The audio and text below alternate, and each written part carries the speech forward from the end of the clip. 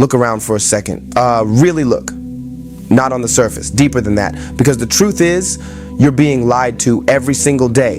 And the worst part, you don't even notice it. Not because you're stupid, but because it doesn't feel like a lie. It feels normal. That's how it works now. They don't force it on you. They don't scream it in your face. That would be too obvious. Instead, they make it feel natural. They blend it into your routine, into your habits, into your everyday life, so you don't question it. You just live inside it. You wake up, and before your mind even has a chance to think, you reach for your phone. Not because you decided to, because it's automatic, it's programmed. You don't sit there and ask yourself, why am I doing this? You just do it. And that right there is where it starts. Not with something big, not with something obvious, small, quiet, invisible.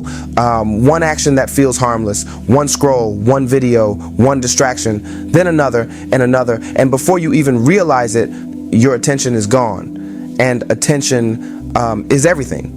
Because wherever your attention goes, your life follows. And if you don't control your attention, someone else will. That's the part nobody talks about. That's the part they hope you never figure out. Because once you see it, you can't unsee it. You start noticing patterns. You start realizing that most of what you think is your choice isn't really yours. It was shaped, influenced, repeated so many times that it feels like it belongs to you, but it doesn't. You didn't randomly decide what to care about. You didn't randomly develop your habits. You didn't randomly become distracted all the time. That was built slowly over time, piece by piece. And it was done in a way so subtle, you never questioned it, because questioning it would mean one thing: you've been living on autopilot, and people don't like that realization.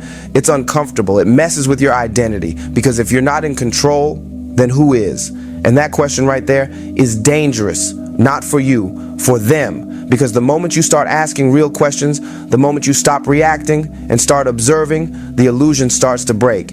And they don't want that. They want you busy, distracted, entertained, not thinking, just consuming, moving from one thing to another without ever stopping long enough to see the bigger picture. Because the bigger picture is simple. And once you see it, everything changes. You're not living your life. You're being guided through it. And if that sounds crazy to you, good. That means you're starting to think. Because the biggest lie isn't what they tell you directly. It's what they get you to accept without questioning. The routines, the habits, the patterns, the things that feel so normal, you don't even see them anymore, but they're there, and they're shaping you every single day. So before you go any further, before you keep moving the same way you always do, ask yourself something real, something most people avoid their entire life. Are you actually in control of your life, or are you just reacting to everything placed in front of you? You think you're living your day, but you're not. You're repeating it. And the craziest part is, it feels like you're choosing it. It feels like it's your life, your routine, your decisions. But if you really stop and look at it closely, it's the same pattern over and over again. You wake up, reach for your phone, scroll through things you didn't even decide to see, absorb information you didn't ask for, react to things that don't actually matter. And before your day even begins, your mind is already filled with noise.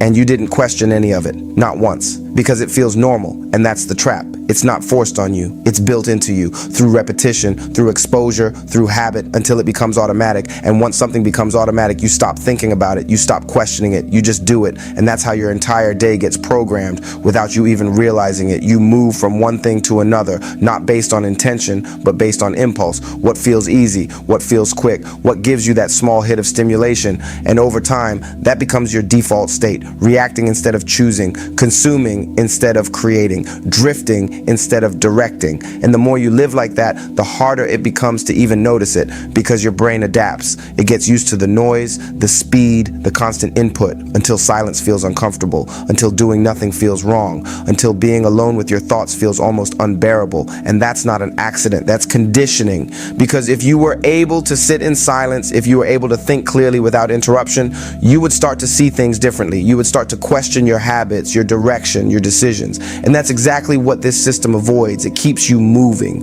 keeps you stimulated, keeps you distracted, so you never slow down enough to see what's actually happening. And by the time the day ends, you feel tired, but not from real effort, not from building something, not from progressing, but from being mentally drained, from constant input, constant reaction, constant noise. And then you do it again the next day, and the next and the next. And at no point do you stop and ask yourself, is this really how I want to live?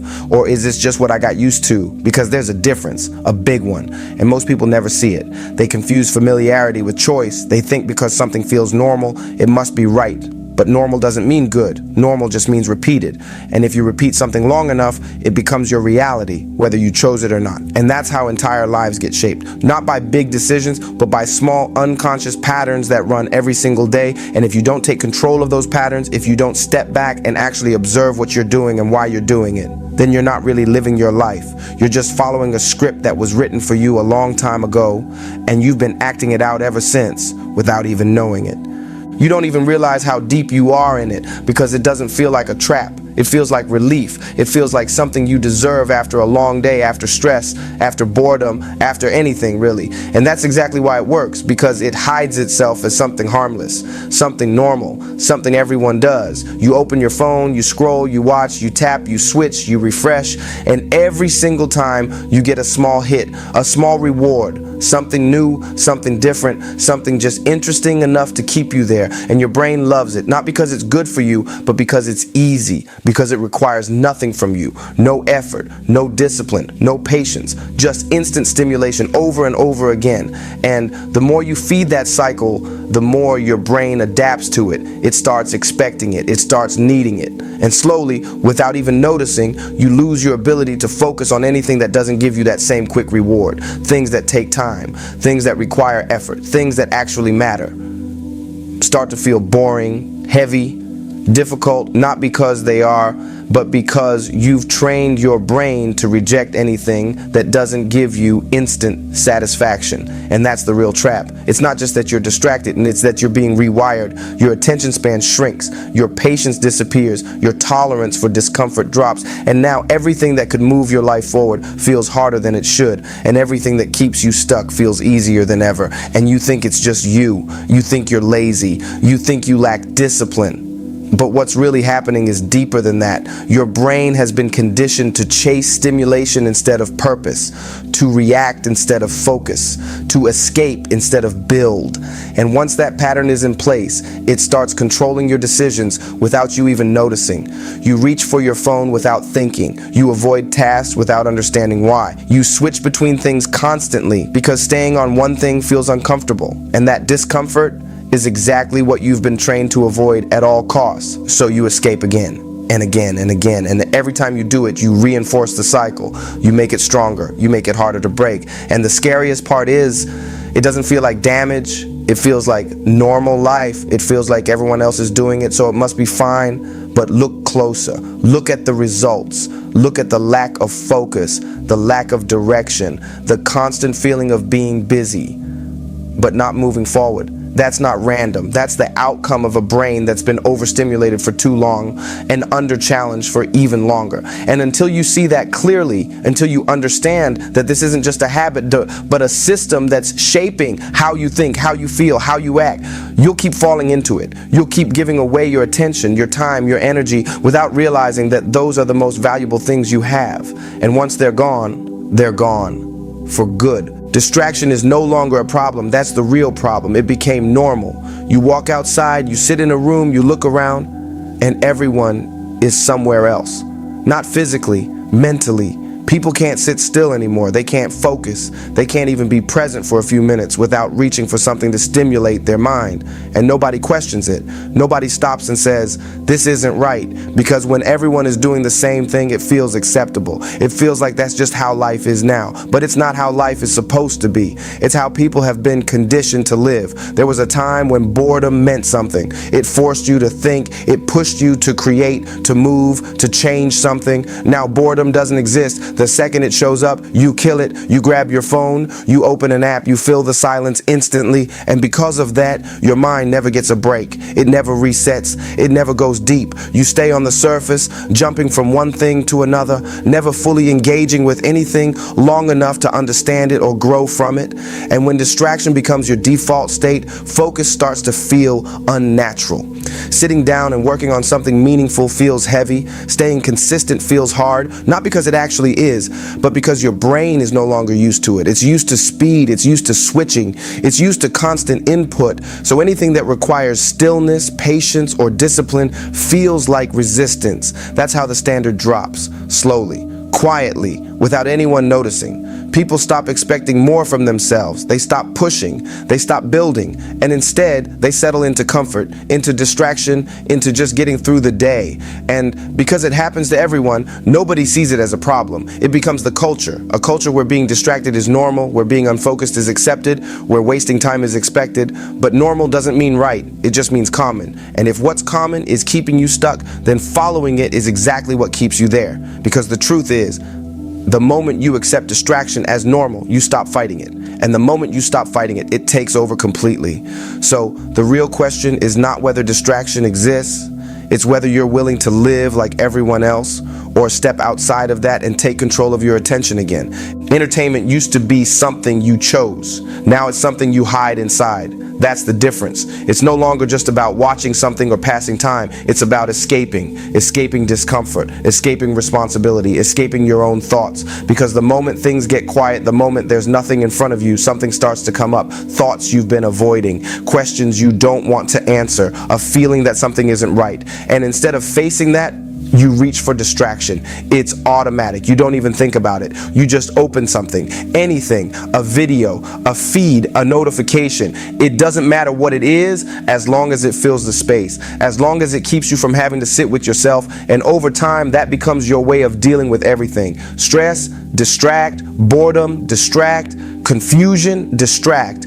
Even rest becomes distraction. You're not actually resting. You're just switching from one form of stimulation to another. And that's why you still feel tired, not physically, but mentally, because your brain never shuts off. It's always processing something, always reacting, always consuming. There's no real pause, no real reset, just constant input. And the more you rely on that, the less capable you become of handling silence, of thinking deeply, of being present without needing something external. That's the trap. It feels like relief, but it's actually avoidance. It feels like you're taking a break, but you're just postponing everything that matters. The things you should be facing, the things you should be building, the things that would actually move your life forward.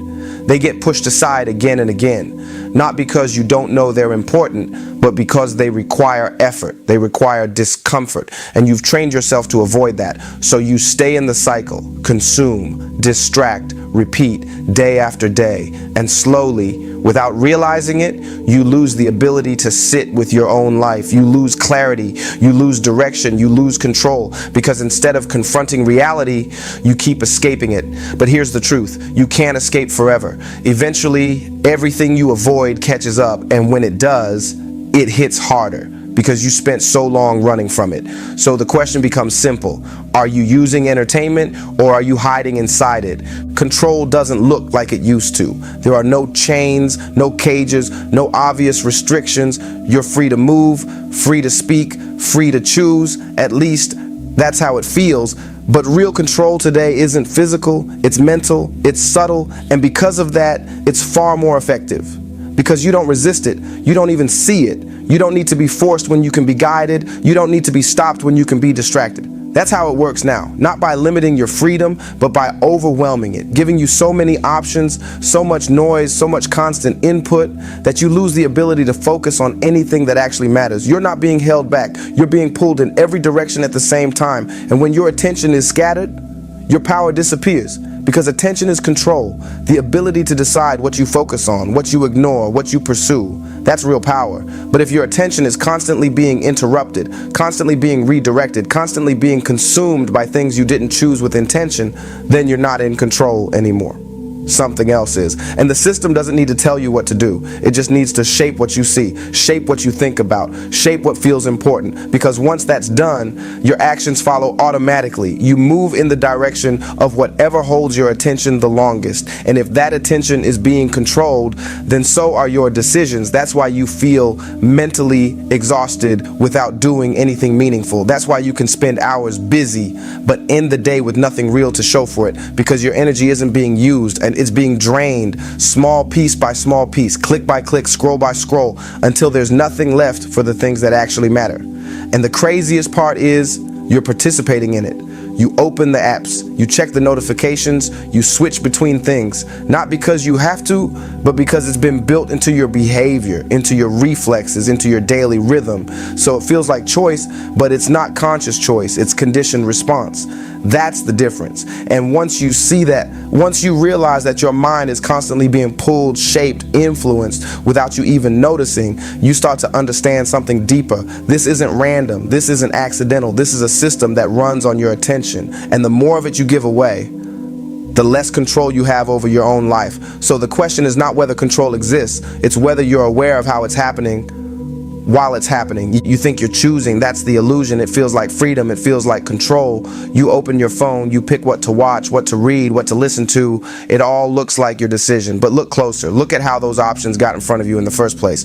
You didn't search for most of it. You didn't plan it. It was presented to you, suggested to you, repeated to you over and over again. And the more you see something, the more familiar it becomes. The more familiar it becomes, the more you trust it. And the more you trust it, the more likely you are to choose it. That's how it works. Not by forcing you, but by shaping what feels natural to pick. So when you finally choose, it doesn't feel manipulated. It feels like you, but it's not fully you, because real choice requires awareness. It requires stepping back and asking, why am I choosing this? And most of the time, that question never gets asked. You just react. You just follow what's in front of you, what's easy, what's already there.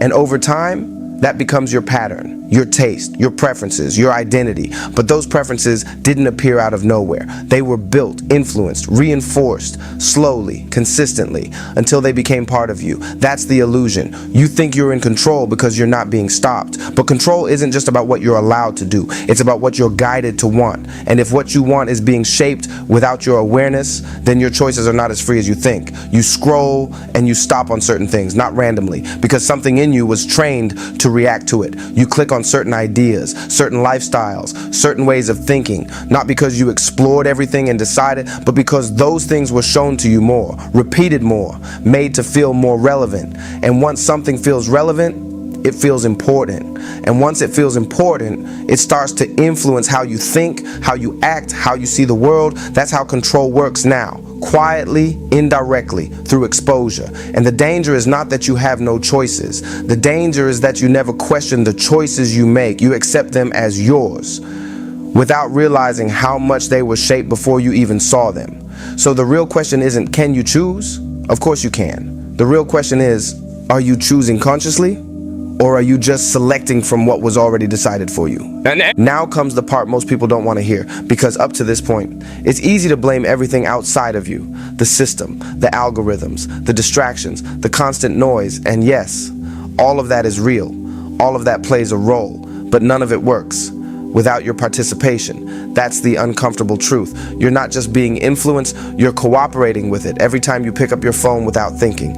Every time you choose what's easy over what matters. Every time you avoid the thing you know you should be doing and replace it with something that feels better in the moment. You reinforce the cycle. No one forces you. That's what makes it powerful, because if someone forced you, you would resist, you would push back. But when it feels like your own decision, you accept it, you justify it, you repeat it, and over time, those small decisions become your lifestyle, not because you consciously built it that way, but because you never interrupted the pattern. You knew better. At some level, you always did. You know when you're wasting time. You feel it. That small voice in the back of your mind that tells you, this isn't what you should be doing right now. But you ignore it, you push it down, you replace it with more noise, because listening to it would require action. It would require change, and change is uncomfortable. So you stay where you are, not because you have to, but because it's easier. And that's where responsibility comes in, not as something heavy, but as something real. Because the moment you accept that you are part of the problem,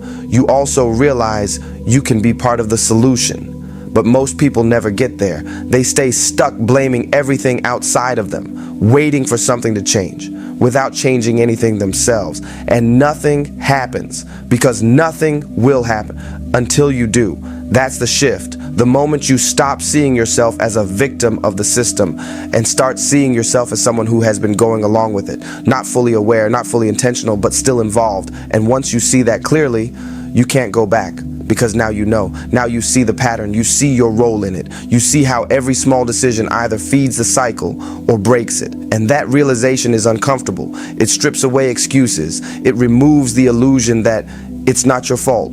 It puts everything back in your hands, which is exactly where it should have been all along.